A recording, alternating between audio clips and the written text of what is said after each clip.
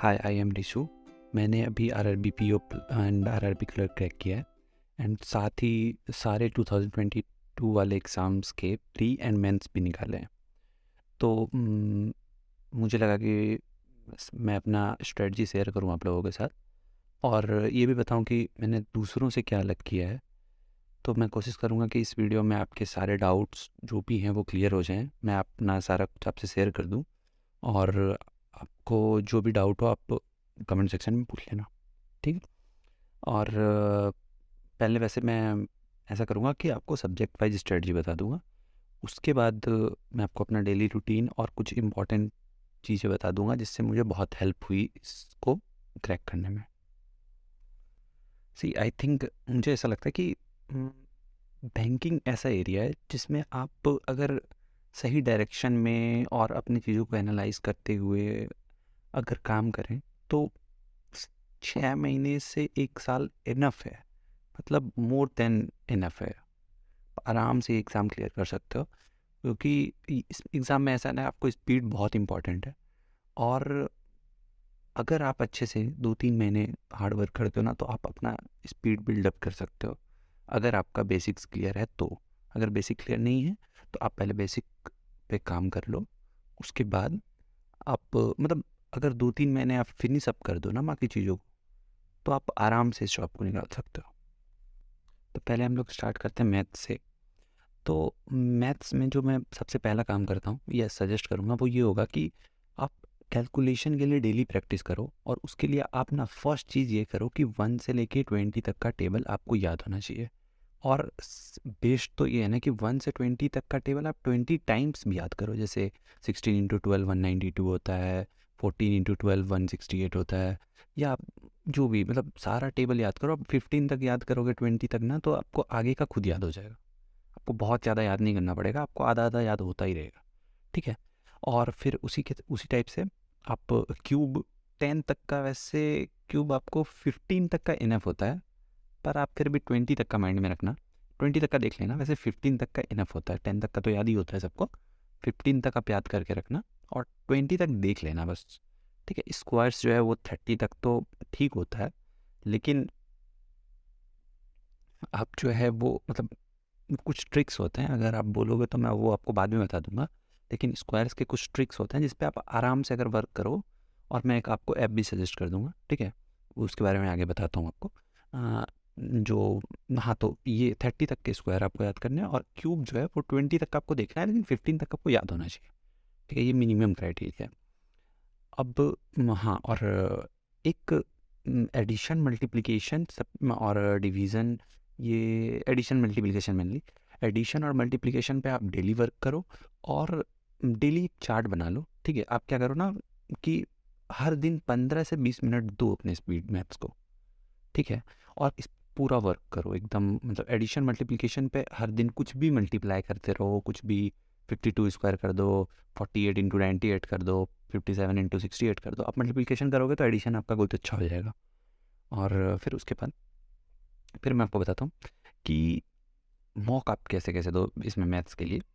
तो जब आप मैथ्स का मतलब अगर आप अभी आपके पास 3-4 महीने टाइम है तो आप प्रैक्टिस मॉक ज़्यादा मैं सजेस्ट करूँगा, क्योंकि प्रैक्टिस मॉक्स के क्वेश्चन ना बहुत इररेलीवेंट होते हैं, मतलब कुछ ज़्यादा ही हार्ड क्वेश्चंस होंगे या फिर अजीब क्वेश्चंस होंगे, ठीक है।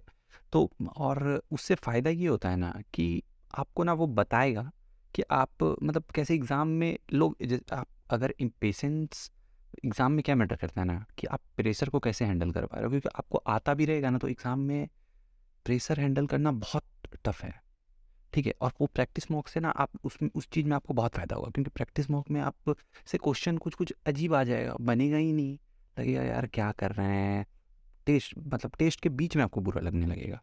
तो उससे क्या होता है ना कि लेकिन 1 दिन 2 दिन पर 10 दिन 15 दिन 1 महीने के बाद ना ये चीज़ आपको बहुत ये हो जाएगा, मतलब कंफर्ट फील कर पाएगा, क्योंकि आप फिर कोई भी क्वेश्चन है ना देख के आपको वो डिस्कम्फर्ट फील नहीं होगा। आप कोई भी क्वेश्चन देखोगे आप आराम से सोचने का ट्राई करोगे, ठीक है। फिर उसके बाद जब एग्ज़ाम में 20 दिन बचे रहे ना तो आप ऑली बोर्ड से ट्राई कर सकते हो, टेक्स्ट बुक से ट्राई कर सकते हो, या फिर कोई भी। और मैं तो ऐसा सजेस्ट करूँगा कि आप हर वीक 1 या 2 दिन ना मेंस का मॉक ज़रूर दीजिए, हर वीक दीजिए। अगर मतलब पूरा मेंस नहीं दे सकते तो अगर मान लीजिए मैथ्स का देखना है तो मैथ्स के लिए आप क्या करो कि अम, सेक्शनल मैथ्स का दे लो। और कोई भी अगर आप मॉक लोगे ना तो उसमें क्या होता है, 1 साल पहले का भी सारा टेस्ट रहता है। जैसे 10 मॉक मेंस का मॉक का टेस्ट तो इस ईयर का रहेगा, लेकिन 10 प्रीवियस ईयर का भी रहेगा, तो वो आप करो। और उसमें अगर नहीं बने तो सबमिट करके फिर से ट्राई करो। और जैसे लोग क्या करते हैं ना, अर्थमेटिक छोड़ देते हैं, ठीक है। और मतलब मेरे को ऐसा लगता है कि अर्थमेटिक जो है ना मेन रीज़न है जिसकी वजह से मेरे को इतना अच्छा स्कोर आया है। क्योंकि मेरे अर्थमेटिक ऐसा चीज़ है जो कि सभी स्किप कर रहे हैं, और मेंस में ना अर्थमेटिक से बहुत मार्क्स आता है, बहुत ज़्यादा। तो और डीआई बनाने में वो बहुत हेल्प करता है।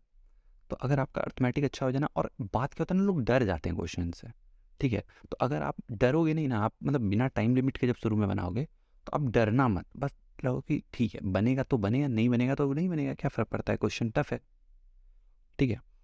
तो बस आप ट्राई करते रहो, अगर बन गया तो अच्छा बात है। और वो थोड़ा थोड़ा टाइम के बाद ना आप क्वेश्चन से डरना वो छूट जाएगा। तो ऐसा बोलते हैं ना, leave your comfort zone. Comfort zone में अगर आप रहोगे तो फिर आप अचीव नहीं कर पाओगे उतना, ठीक है। तो वही, और इसके लिए आप क्या कर सकते हो, एक पीडीएफ आता है, पीडीएफ वगैरह बहुत सारा मिल जाएगा आपको टेलीग्राम पे या कहीं पे भी। तो वो सब आप पढ़ सकते हो। पीएम का फ्री क्विज आता है, उससे भी बहुत सारा प्रैक्टिस कर सकते हो आप। और अर्थमेटिक को इग्नोर बिल्कुल मत करना, बिल्कुल नहीं।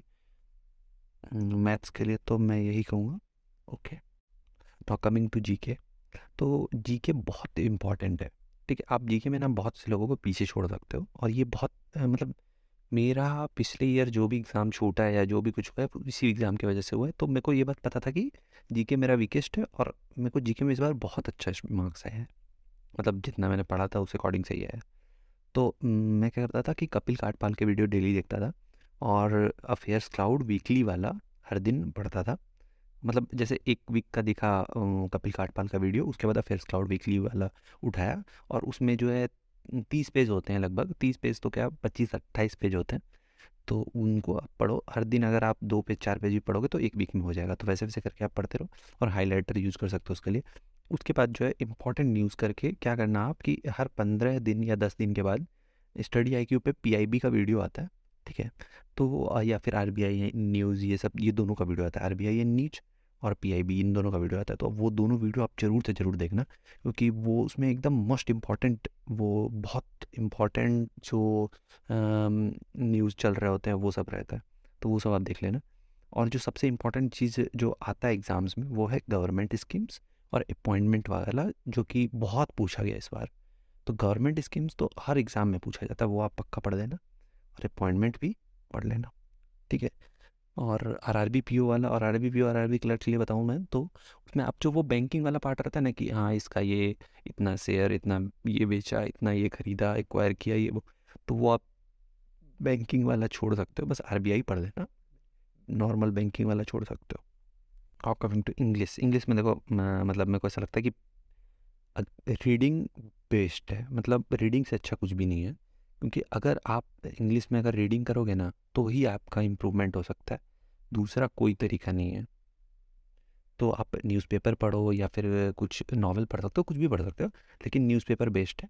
उससे आपको मतलब शुरू शुरू में तो बहुत बोरिंग लगता है, लेकिन बाद में आपको ना मज़ा आने लगेगा। मेरे को कभी ज़िंदगी में मैं न्यूज़पेपर नहीं पढ़ा हूँ, लेकिन बस वो 3-4 महीने, 3-4 महीने में न्यूज़पेपर मेरे को पढ़ने में इतना मज़ा आ गया था कि मेरे को पूरा अफेयर्स, करंट में क्या चल रहा है और ये वो सब पढ़ने में बहुत इंटरेस्ट फील होने लग गया था, जिसमें कि मैं पहले तो एकदम एकदम कुछ इंटरेक्शन नहीं था मेरा।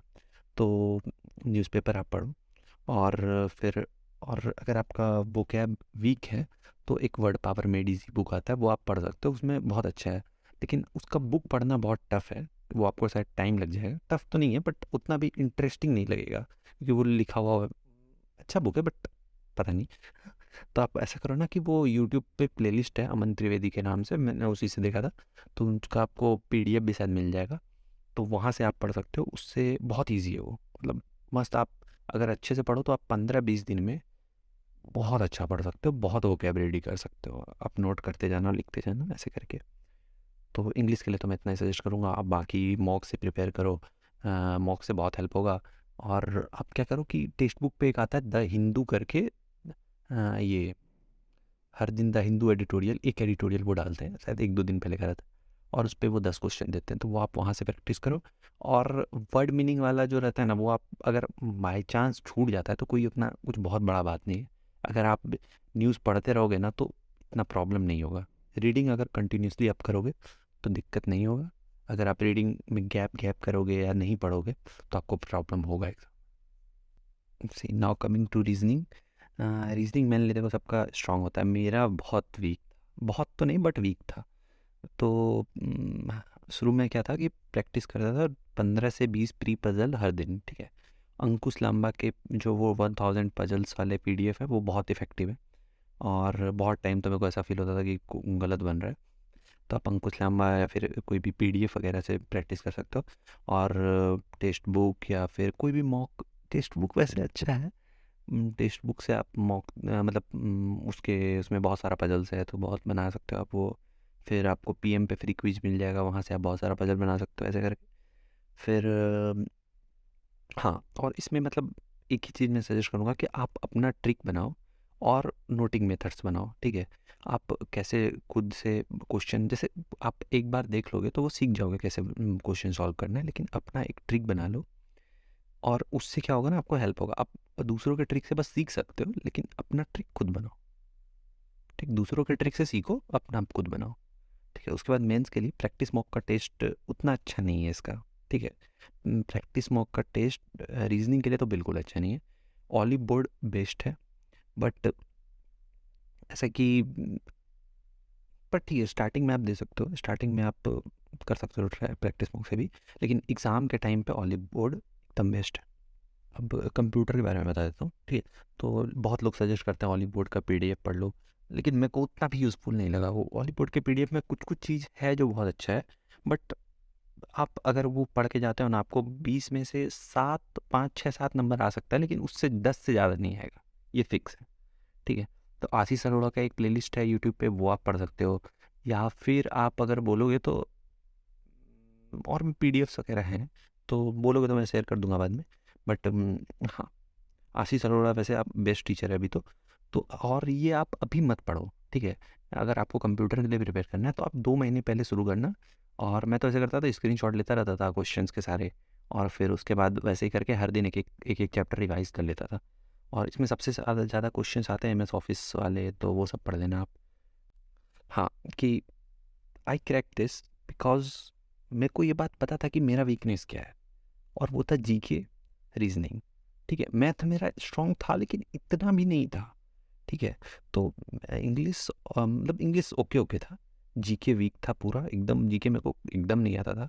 रीजनिंग नॉर्मल था, मैथ्स ठीक था। तो मतलब मैथ्स में तो ऐसा ही प्रैक्टिस मॉक की वजह से मेरे को बहुत हेल्प हुआ है, ठीक है। अगर आपका मैथ्स नॉर्मल है और आपको बहुत अच्छा करना है तो आप प्रैक्टिस मॉक से प्रैक्टिस मॉक का ये लगाओ, मॉक लगाओ। और फिर जीके के लिए तो मैंने डेली वर्क किया है, तो वही। अब मॉक के बारे में बताता हूँ। तो मॉक ना आप डेली एनालिसिस करो, मतलब और जब भी मॉक दो ना तो ट्राई करो कि टॉप 5 to 10 परसेंटाइल में रहने का, ठीक है। वैसे इतना इजी नहीं होता बट ठीक है, ट्राई करो, ठीक है। और हाँ देखो, प्रैक्टिस मॉक जो है ना इरेलीवेंट होगा बहुत टाइम पे, आपको ऐसा लगेगा कि प्रैक्टिस मॉक ना एकदम फालतू है, ये है वो है, लेकिन वो ना आपका पूरा एकदम अनकंफर्टेबल आपको बनाता है, और वो एग्ज़ाम के लिए आपको रेडी रखता है, क्योंकि एग्ज़ाम में आपको वो सारा चीज़ होगा ना जो आप यहाँ सोच भी नहीं रहे। और तो मैं ये बताना चाहता था, अगर आप लोगों को कोई डाउट होगा या कुछ मेरे को लगा ऐसा कि जो मेरे को बताना रह गया है, या कुछ कोई भी चीज़ जो आप चाहोगे तो मैं उस पर वीडियो बना दूंगा। So thank you, all the best. आप भी अच्छे से तैयारी करो, आप भी अचीव कर सकते हो। कोई हार्ड नहीं है ये, आराम से, बस अच्छा थोड़ा सा हार्ड वर्क चाहिए, हो जाएगा। हार्ड वर्क नहीं, स्मार्ट वर्क भी चाहिए, स्मार्ट वर्क मेनली चाहिए 80%, 20% हार्ड वर्क से काम हो जाएगा। Okay, bye.